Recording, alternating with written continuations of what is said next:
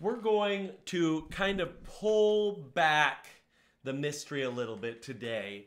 If you are with me just now, you might not know that my background is music. I do all sorts of things involving music, creativity, and I like to give you guys little sneak peeks behind the curtain because here's the deal. A lot of people have this stuff really backwards, and then when they go about their own creative tasks, their own artistic tasks, they make wrong assumptions that really do them no favors. So I want to say what the shocking way great art is made, and I am going to just go straight to the thing. Yes, if you tune off right after, I'll be quite sad because I need the retention for the video to do well, but that is your choice. I'm going to give it to you right away. Great art is made by making crappy art regularly. I'm going to say it a second time for emphasis. Great art is made by making crappy art regularly. In general, of course there's exceptions. There's exceptions to anything.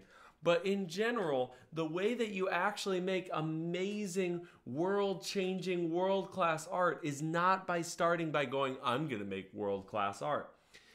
Is there some value in having really high standards for yourself and pushing yourself really hard and having this long-term goal of, I want to change the world? That's awesome. That's wonderful. But here's the problem. If you're starting from scratch and you don't really know what you're doing and you go, this has to be perfect. This has to change everything. You will never get the practice necessary to get to where you need to be. So I would really argue that no one, or really only a few, have ever made a great piece of art by starting out and going, I'm going to make a great piece of art. What typically happens is they start out and they're making just something and then they're like, there's a nugget in there.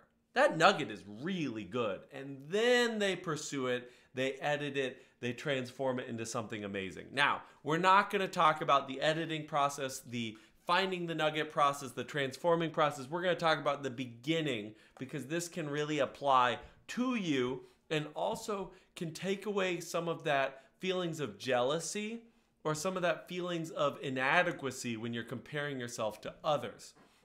And I want to bring up 3 don'ts. We're going to be very negative in this video. I know, wonderful of me. It's totally appropriate for the season we're in right now politically.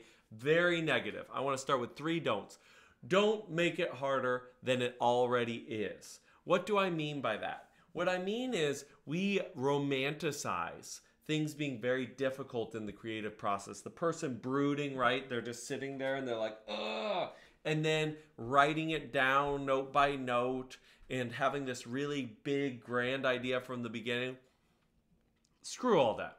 Don't do that. Make it as easy as possible. What is easy and right in front of you is often far better and good for you than what is possibly, arguably, just a superior process and harder. If you are making chicken scratch on the instrument right in front of you, that's going to always outweigh the thing that you're not actually going to do on something way far away from you and writing it down all properly and all that business. Don't increase the stakes. What do I mean by that? If you start out and you go, okay, this piece has to be really good, you're going to get writer's block. You just are. If instead you go, you know what, I'm just got to make something today and it can be a piece of garbage. Well, almost no one who sets out to make a piece of garbage has writer's block. You just don't, because the stakes are not high enough for you to care and get that anxiety that you get, in generally speaking. And then the last one is don't care what other people think. And yes, this is the most common one. This is the one that everyone brings up. But here's the deal about not caring what other people think. This is a little bit different than not ever accepting criticism. It's really okay to take someone's viewpoint and let it inform yours on what happens. But in reality, we always need to be working on what our critic is and how we respond to that.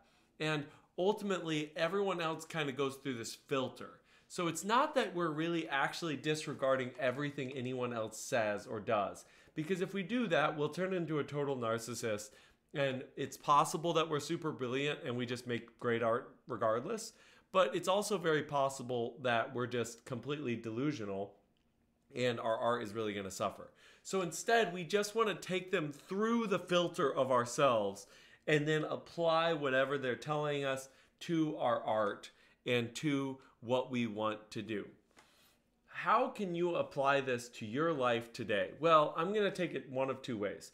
Either you're already a creative person, and if you're already a creative person, I would say you need to lower the stakes. You need to just start telling yourself, hey, I just need to make something today. If I make something today, I can just jot down and go, yep, I'm a creative person, made something today, crushing it. That's all you got to do. And then editing and picking stuff and getting better, all of that can go down the pipeline. We have to start with creating. That's really what it is. And the practice of creating, it's huge. The other column is people who are not necessarily creative, don't think of themselves as creative, and who are also very intimidated by the idea of creation. They almost think of it as magic. And I really want to let those people know two things. The Tolkiens of the world, the Rowlings of the world, the George R.R. Martins of the world, these people are not as different from you as you think they are. They are more people committed to the process and committed to that insecurity of constantly putting themselves out there and trying new things. And the second is, it's a practice just like everything else you've done in life. If you can be consistent, you can be creative. Ooh, look at that. That's a fancy slogan. This has been Robert Monroe. If you like these type of videos, go ahead and like and subscribe. And until next time, go out there, make some crappy art. You're not going to regret it.